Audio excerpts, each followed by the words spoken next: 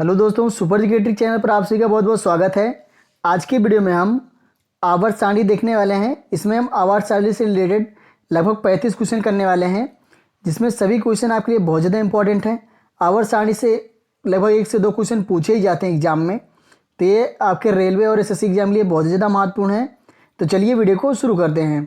पहला क्वेश्चन देख लेते हैं। देखिए, पहला क्वेश्चन है, तत्वों का सबसे पहले वर्गीकरण किसने किया था? ऑप्शन है आपके ए लोथरमेयर, बी न्यूलैंड्स, सी मेंडलीफ, डी टोब्रेनर। तो इसका सही आंसर आप लोग कमेंट बॉक्स में बताइए भैया। तो इसका सही आंसर हो जाएगा डी डोब्रेनर। इनका नाम क्या है? डोब्रेनर, जिन्होंने तत्वों का सबसे पहले वर्गीकरण किया था। चलिए अब सेकेंड वाला क्वेश्चन देखते हैं। क्वेश्चन है, तत्वों के वर्गीकरण से संबंधित त्रिक के नियम का प्रतिपादन किसने किया? मतलब कि त्रिक नियम किसने दिया?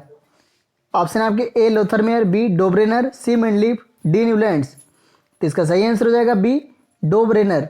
देखिए, दोनों ऑप्शन में डोब्रेनर सही है, तो ये चीज़ आपको ध्यान रखना है। चलिए अब तीसरे क्वेश्चन की ओर बढ़ते हैं।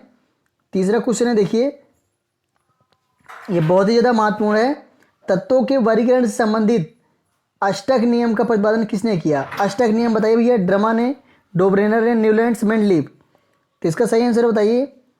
तो इसका सही आंसर हो जाएगा न्यूलैंड्स। किसने? न्यूलैंड्स। अष्टक नियम और त्रिक नियम किसने दिया है? त्रिक नियम डोब्रेनर। तो ये चीज़ आपको ध्यान रखना है, कंफ्यूज नहीं होना है ना। अष्टक नियम न्यूलैंड्स। चलिए अब फोर्थ वाला क्वेश्चन देखते हैं। किस वैज्ञानिक ने सर्वप्रथम आवर्त सारणी का निर्माण किया? मेंडलीफ, मोजले, डाल्टन, रदरफोर्ड। तो इसका सही आंसर बताइए। तो सही आंसर हो जाएगा मेंडलीफ। किसने? मेंडलीफ ने सर्वप्रथम आवर्त सारणी का निर्माण किया। चलिए फिफ्थ वाला क्वेश्चन देखते हैं। क्वेश्चन है, आधुनिक आवर्त नियम का प्रतिपादन किसने किया था? न्यूलैंड्स, डोब्रेनर, मेंडलीफ, मोजले। तो इसका सही आंसर बताइए। पांचवें में कौन सा ऑप्शन सही होगा? तो इसका सही आंसर है मोजले। आधुनिक आवर्त नियम का प्रतिपादन किसने किया भैया? मोजले ने। मोजले। तो इनका नाम आपको ध्यान रखना है। छठवां क्वेश्चन देखिए,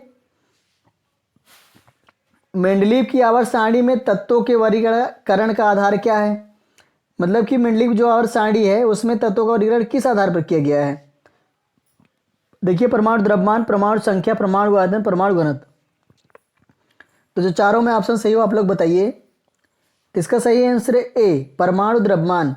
मेंडलीफ की आवर्त सारणी किस पर आधारित है? परमाणु द्रव्यमान। ठीक है भैया। परमाणु द्रव्यमान को ही परमाणु भार भी कहते हैं, तो ये चीज़ आपको ध्यान रखना है। चलिए अब सातवां क्वेश्चन देखते हैं। आधुनिक आवर्त सारणी में तत्वों के वर्गीकरण का आधार क्या है? आधुनिक आवर्त सारणी जो बनी हुई है उसमें तत्वों के वर्गीकरण का आधार क्या है? परमाणु द्रव्यमान है, परमाणु संख्या है, परमाणु आयतन है या परमाणु घनत्व है? तो सातवें में कौन सा ऑप्शन सही होगा बताइए। सातवें में सही है बी वाला ऑप्शन, परमाणु संख्या। क्या सही है? परमाणु संख्या। चलिए अब आठवां क्वेश्चन देखते हैं। आधुनिक आवर्त सारणी में वर्गों की कुल संख्या कितनी है? जो आधुनिक आवर्त सारणी बनी हुई है इसमें वर्गों की कुल संख्या कितनी है? 7 है, 9 है, 16 है, 18 है? बताइए। इसका सही आंसर है 18। क्या सही है? 18 वर्ग है ना। ऐसे ऐसे देखिए 18 वर्ग हैं टोटल। तो ये चीज़ आपको ध्यान रखना है। आधुनिक आवर्त सारणी में आवर्ती की कुल संख्या, तो देखिए वर्ग तो आपने जान लिया 18 है। आवर्ती जो पड़ी हुई लाइन कितना है बताना है आपको। तो इसका सही आंसर बताइए। 5, 7, 9, 16। सही आंसर है बी 7। तो देखिए आवर्ती कितना है? पीरियड है 9 और वर्ग कितना है? 18। तो ये चीज़ ध्यान रखना है आपको। चलिए 10वां क्वेश्चन देखते हैं।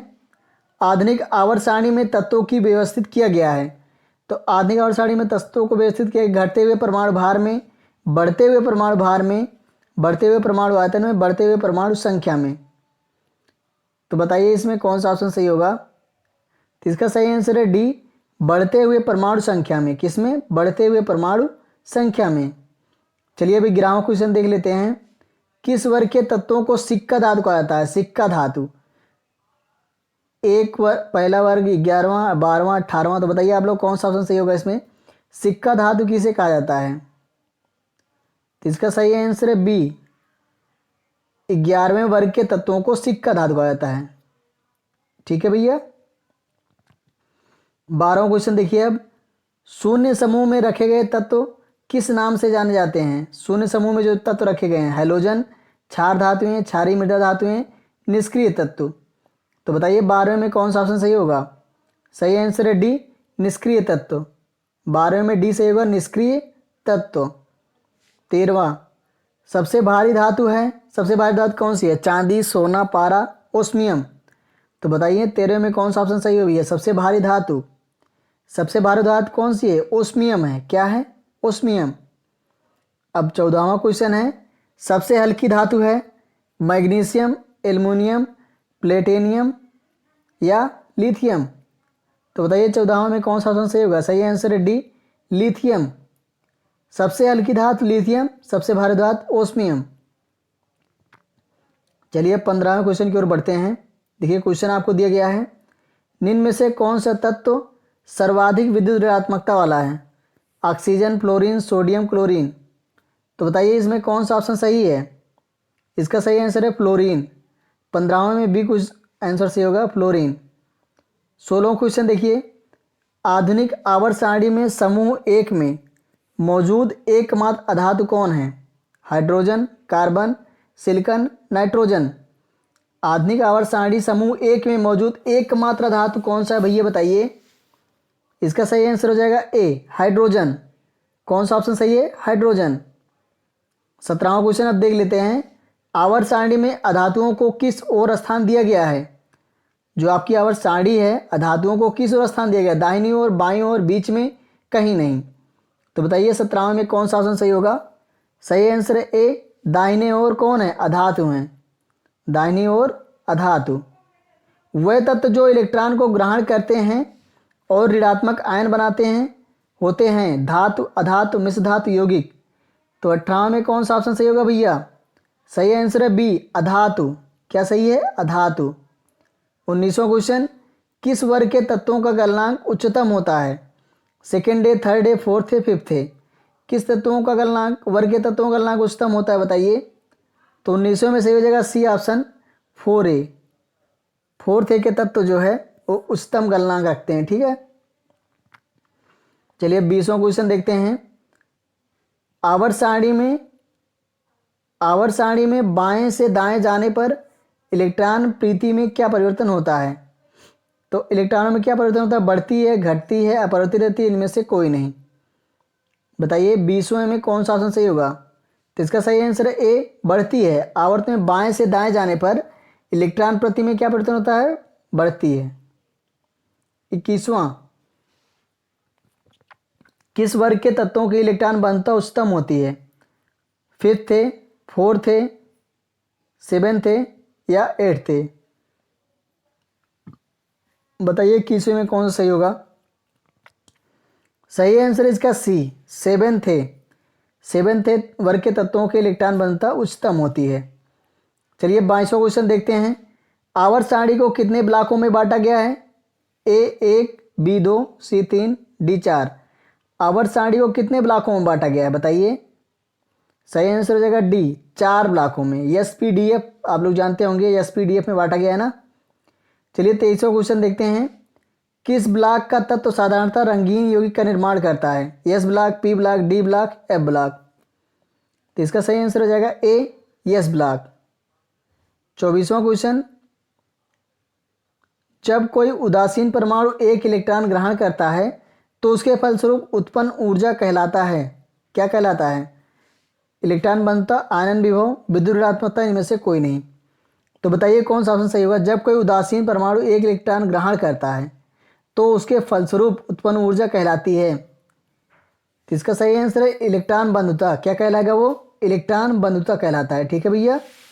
25वां क्वेश्चन देखते हैं। किस वर्ग के तत्वों को मुद्रा धातु कहा जाता है? 1A, सेकेंड ए, बी या थर्ड ए? तो बताइए कौन से वर्ग के तत्वों को मुद्रा धातु कहा जाता है? तो इसका सही आंसर हो जाएगा सी, पी वर्ग के तत्वों को मुद्रा धातु कहा जाता है। ठीक है भैया। बी वर्ग के तत्वों को मुद्रा धातु कहा जाता है। चलिए अब 26वां क्वेश्चन देख लेते हैं।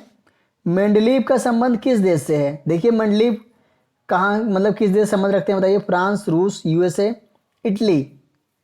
तो बताइए मेंडलीव कहाँ के हैं, किस देश से संबंध रखते हैं, बताइए।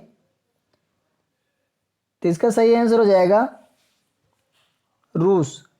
मेंडलीव कहाँ के भैया, रूस के हैं, ठीक है। 27वां क्वेश्चन, आधुनिक आवर्त सारणी को किस समूह एक में केवल 7 तत्व हैं। आधुनिक आवर्त सारणी के समूह एक में केवल 7 तत्व हैं। ए वाला ऑप्शन है 1, B2, C3, D4। 27वें में बताइए कौन सा सही होगा। सही आंसर है A1, ठीक है।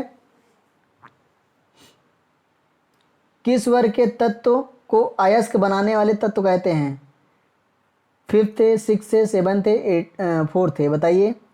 28वें में कौन सा ऑप्शन सही होगा, बताइए। सही आंसर हो जाएगा B, 6 से तत्व को अयस्क बनाने वाला तत्व कहा जाता है, ठीक है। किस वर्ग के तत्वों की संयोजकता 2 होती है। ऑप्शन आपके A1 है, B सेकेंड है, C थर्ड है, D फोर्थ है। तो 29वें में बताइए कौन सही होगा। सही आंसर हो जाएगा B सेकेंड है। अब देखिए सबसे हल्का तत्व है। सबसे हल्का तत्व बताइए। Hydrogen, helium, lithium, sodium. सबसे हल्का तत्व बताइए कौन सा है। सही आंसर इसका A, हाइड्रोजन। क्या सही हो जाएगा, हाइड्रोजन। 31वां क्वेश्चन, पृथ्वी पर सबसे अधिक मात्रा में पाए जाने वाले धातु तत्व हैं। लोहा, एल्युमिनियम, कैल्शियम, सोडियम। सबसे अधिक मात्रा में पाए जाने वाला धातु तत्व बताइए। लोहा, एल्युमिनियम, कैल्शियम, सोडियम। तो इसका सही आंसर हो जाएगा एल्युमिनियम। पृथ्वी पर सबसे अधिक मात्रा में क्या पाया जाता है, एल्युमिनियम पाया जाता है, ठीक है। 32वां क्वेश्चन, पृथ्वी पर सबसे अधिक मात्रा में पाया जाने वाला तत्व है। सबसे अधिक मात्रा में पाया जाने वाला तत्व ऑक्सीजन, सिलिकॉन, एल्युमिनियम, लोहा। तो देखिए इसका सही आंसर हो जाएगा ऑक्सीजन। देखिए तत्व कहेगा तो ऑक्सीजन, ठीक है। अगर तत्व कहता तो ऑक्सीजन, और धातु तत्व कहेगा तो एल्युमिनियम। तो कंफ्यूज नहीं होना है भैया, ठीक है। चलिए अगला क्वेश्चन देखते हैं, 33वां वाला। प्रत्येक आवर्त का अंतिम सदस्य होता है। कौन होता है प्रत्येक आवर्त का अंतिम सदस्य। एक हाइड्रोजन, एक धातु निष्क्रिय गैस, एक उपधातु। तो बताइए 33वें में कौन सी होगा। सही आंसर है इसका C, निष्क्रिय गैस, ठीक है। 34वां क्वेश्चन, प्रत्येक आवर्त का पहला सदस्य होता है। एक क्षार धातु, एक हाइड्रोजन, एक अक्रिय गैस, एक उपधातु। तो इसका सही आंसर हो जाएगा एक क्षार धातु। 34वें में ए वाला ऑप्शन सही है, एक क्षार धातु, ठीक है। 35वां क्वेश्चन देख लीजिए। आवर्त सारणी के दूसरे तथा तीसरे आवर्त में कितने तत्व हैं। दूसरे और तीसरे आवर्त में कितने तत्व हैं। A18, B8, C2, D10। तो बताइए कि कौन सा ऑप्शन सही होगा 35वें में। सही आंसर है B, 8 तत्व हैं। कितने तत्व हैं, 8। तो उम्मीद करता हूँ दोस्तों आपको वीडियो अच्छा लगा होगा। अगर आपको वीडियो अच्छा लगा लाइक कमेंट जरूर करें और वीडियो को थोड़ा शेयर करें। अगर आप हमारे चैनल पर नए थे तो सब्सक्राइब कर लीजिएगा। मिलते हैं नेक्स्ट वीडियो में, तब तक के लिए जय हिंद, अपना ख्याल रखना।